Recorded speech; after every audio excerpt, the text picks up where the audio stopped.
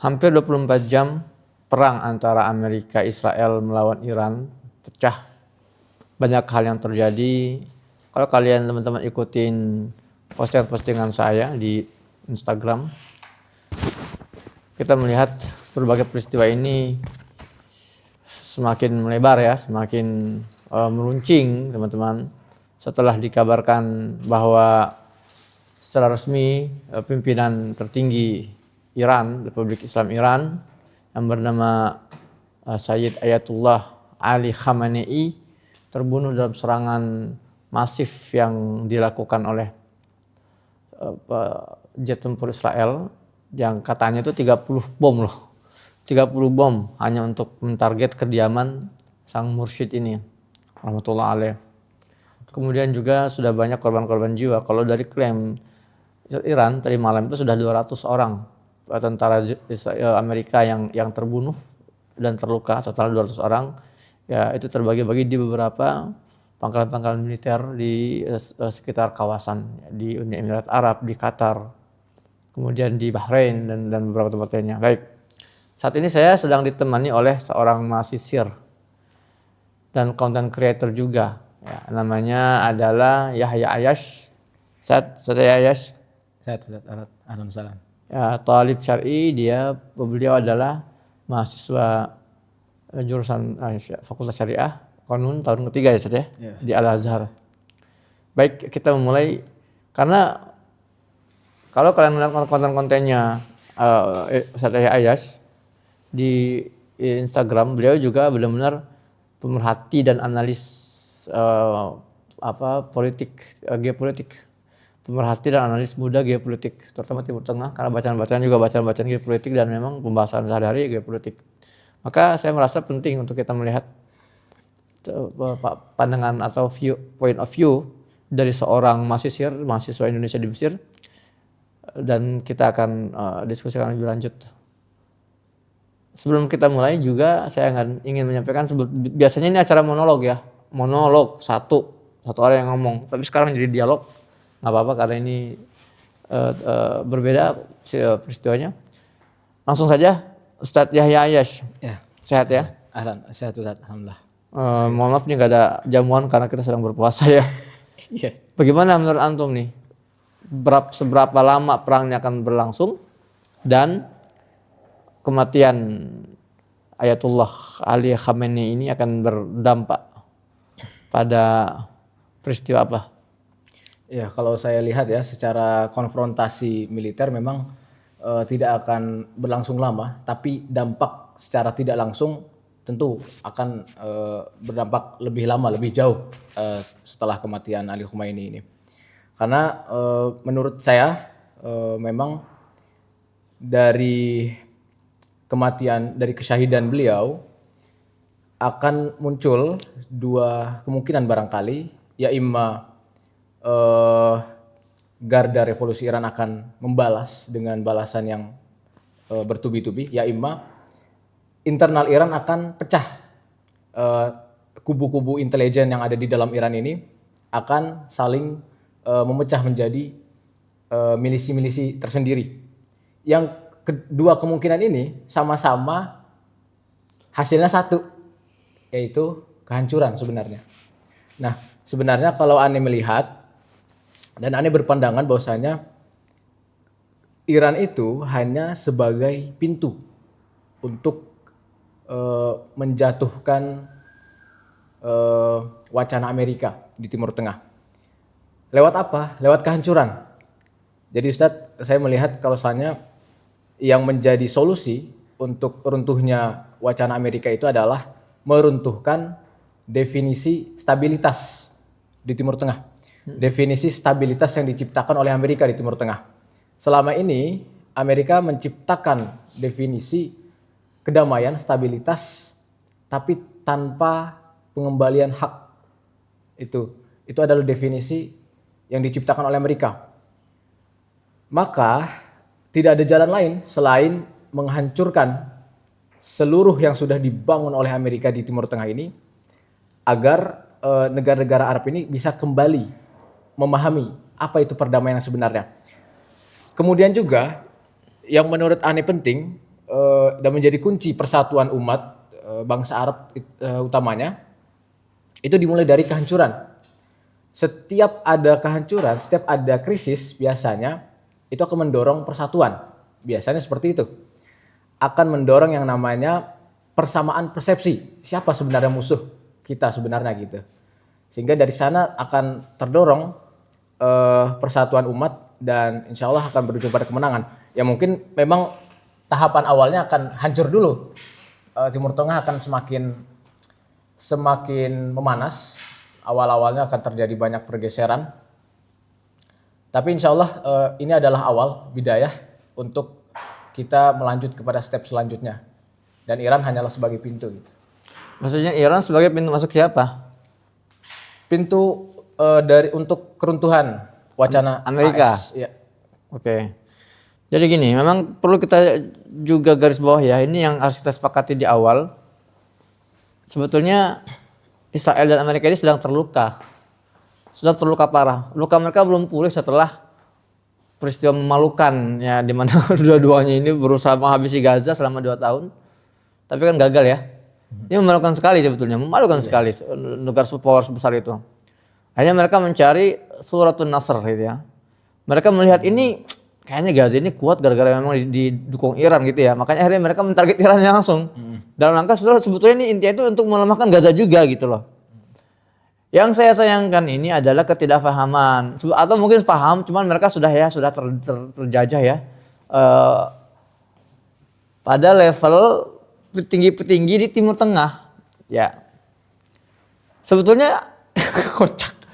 Saya kocak serius nih melihat kelakuan para emir, para pemimpin pemerintahan di negara-negara Teluk ya. Qatar, Uni Emirat Arab, kemudian juga Bahrain ya. Mereka yang memberikan Amerika space seluas-luasnya untuk bergerak, pangkalan militer yang luar biasa. Di satu sisi mereka melihat berkali-kali padahal ditampilkan oleh si Netanyahu itu ini adalah New Middle East gitu kan, Timur Tengah yang baru. Bahkan Netanyahu beberapa kali juga menampilkan di depan media terbuka, nggak sembunyi-sembunyi. Israel Raya itu akan terbentang dari Nil dan Furat gitu ya. Artinya negara-negara Teluk itu sudah pasti akan masuk dalam kekuasaan Israel itu sampai ke wilayah sebagian Saudi Arabia kan dan Irak juga sebagainya. Tapi mereka malah sekarang ya keberpihakannya terlihat kepada Amerika. Dan gini. Kalau tadi antum bilang kemungkinan ini akan berujung pada pergantian rezim ya, pecah gitu kan ya. Bisa kemungkinan. Semalam itu Donald Trump itu sudah membuat statement, tapi ini Allah alam apakah ini sea war atau memang benar.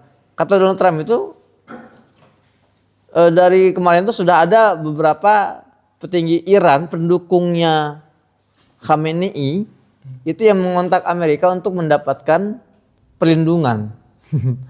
Jadi Amerika itu menawarkan sampai hari ini saja ya, kalau hari ini ada yang ingin mendapatkan immunity gitu ya, maka sampaikan karena setelah hari ini nggak akan ada lagi peluang itu. Nah konon kata si Donald Trump ini ada yang banyak lah yang menghubungi saya untuk ya tidak lagi mau berperang bersanding dengan Ayatullah Ali Khamenei itu ya. Allah alam Donald Trump ini kan memang sekali lagi dia punya gangguan psikologi, jadi kita juga tidak bisa benar-benar mempercayai ya semua kata-katanya. Baik. Kemudian serangan balasan dari Garda Revolusi Iran. Menurut antum kira-kira akan antum kan pernah membaca perang 6 Oktober ya? Ya gimana antum melihat kira-kira kali ini Israel akan bertahan seperti halnya melawan Gaza atau dia hanya akan bertahan seperti halnya 6 Oktober melawan negara-negara Arab? Iya, kalau dibandingkan dengan perang zaman dulu tentu strategi perang, retorika militer semuanya telah berubah ya. Memang di zaman ini lebih cenderung menggunakan drone, menggunakan kekuatan udara. Iya. Namun ya Anda tertarik sama tadi terkait negara-negara Teluk ya, peran dari negara-negara Teluk dalam menjaga kepentingan Amerika Serikat itu memang ini adalah liciknya AS, bagaimana dia bisa menyatukan definisi keamanan AS sama dengan keamanan negara Timur Teluk. Begitupun sebaliknya, keamanan negara Teluk sama dengan keamanan AS. Maka dari situ akan menjadi suatu halangan, menghalangi Iran untuk menyerang AS yang nantinya berujung dimusuhi negara-negara Arab. Itu liciknya. Jadi maslahat AS akhirnya disatukan dengan maslahat Dawla Arabiyah. Dan ini diistilahkan oleh salah seorang pemerhati pakar dunia Arab juga ya, Sa'ad Shazili, Jenderal Sa'ad Shazili. Beliau menyampaikan di bukunya bahwasanya itu adalah cara licik imperialis, bagaimana memasat, mengikat. merekrut para comparadors dari negara-negara, dari tempat kolonial mereka supaya menyatu persepsi mereka dan menjaga masalih mereka gitu, dari lewat tangan-tangan para comparadors ini, istilah untuk antek-antek asing lah ya. Antek-antek asing. Hei, antek-antek asing. Nah itu akhirnya menjadi tantangan buat Iran akhirnya. Bagaimana mau tidak mau ya, untuk menjatuhkan pengaruh dari Amerika Serikat ya harus menghancurkan mereka juga gitu. Menghancurkan pangkalan militer mereka juga. Dan ya akhirnya Timur Tengah pun mau tidak mau ya harus hancur semua. Mau tidak mau. Untuk akhirnya menyadari bahwa mereka punya musuh bersama gitu ya. Betul. Tapi kan selama ini kan kayak Afghanistan sudah hancur, Irak sudah hancur, kemudian Libya sudah hancur. Kenapa belum ada persatuan? Ya karena kalau yang saya lihat dari mereka sendiri itu belum tidak termasuk dalam poros, sehingga peran-peran mereka pun tidak begitu signifikan untuk persatuan gitu. Sedangkan kalau seperti Mesir, saya fokusnya memang Mesir yang menjadi pemimpin dunia Arab dulunya dalam melawan Israel. Saya melihat peran itu masih terfokus di sana, Mesir dan Saudi menjadi pemain kunci. Sedangkan kehancuran-kehancuran yang diterima oleh negara-negara Arab itu memang mereka dari dulu sudah mengadopsi wacana anti Amerika. Libya, Suriah itu kan dari dulu memang sudah anti Amerika.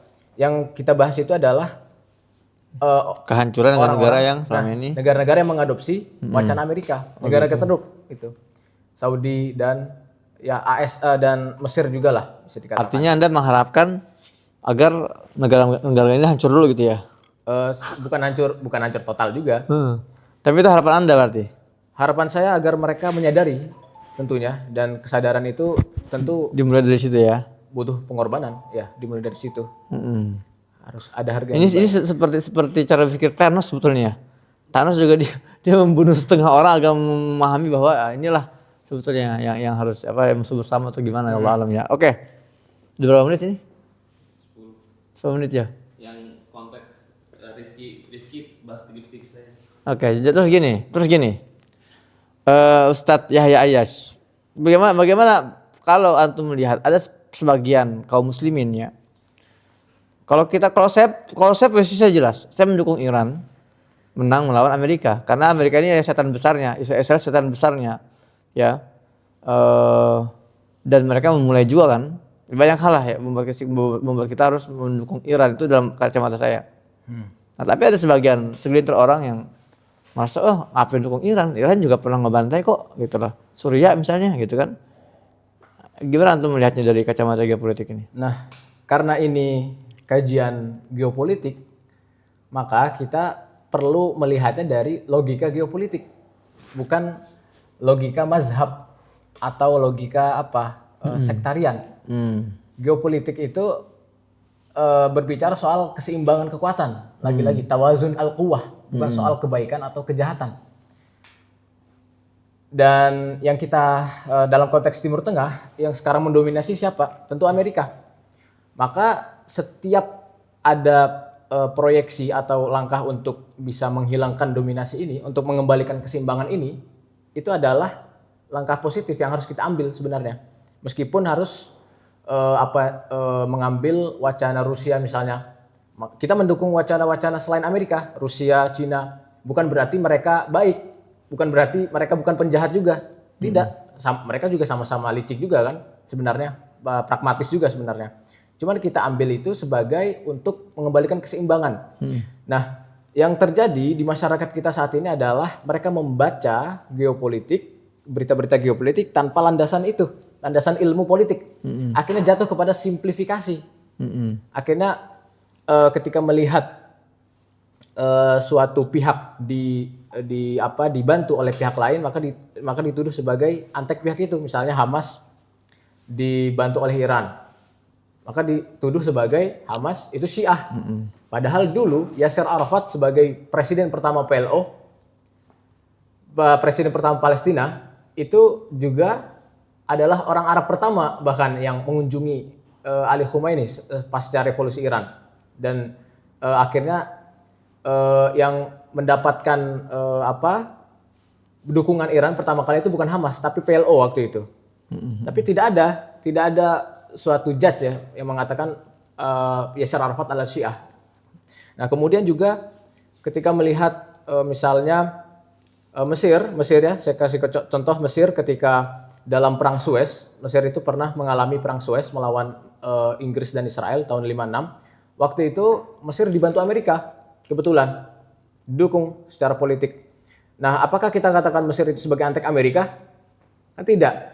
Jadi di situ ada namanya kalkulasi geopolitik, gitu. Di situ ada kalkulasi geopolitik. Jadi tidak semua hal yang kita lihat mereka dibantu sana sini, dibantu pihak ini, pihak itu bukan berarti mereka satu ideologi, gitu, satu kepentingan, satu ideologi maksudnya.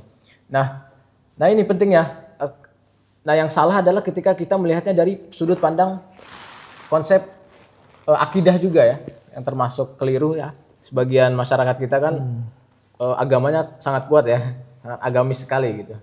Nah, sehingga ketika melihat isu geopolitik pun juga berangkat dari logika agama.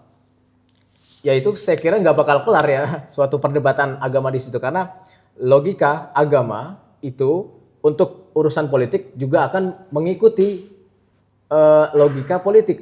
Suatu fatwa dari ulama, ketika pemerintahnya ingin misalnya menormalisasi dengan Israel, fatwa ulama akan membolehkan itu.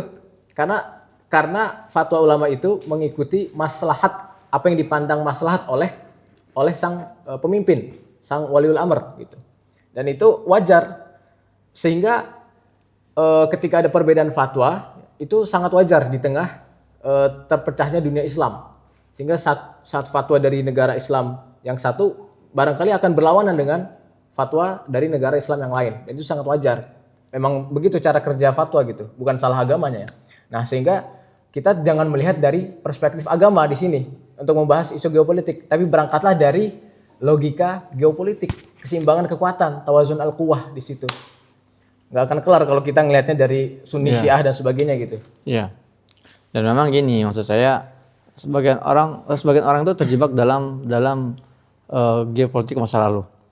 Namanya geopolitik ini dinamis, ya kan? Hari ini seperti ini, besok akan seperti itu, terus berubah gitu loh. Ada orang yang nggak mau menerima perubahan itu, terjebak dalam masa lalu. Orang pimpinan Suriah dengan Iran juga sudah berjabat tangan kok, gitu kan? Saudi dengan pimpinan Iran sudah berjabat tangan. Artinya mereka pun yang level tinggi sudah memahami memang ya itulah konsekuensi bermain dalam percaturan geopolitik gitu ya. Dan yang betul kita dalam masalah geopolitik itu ya geopolitik nggak ada agamanya gitu ya.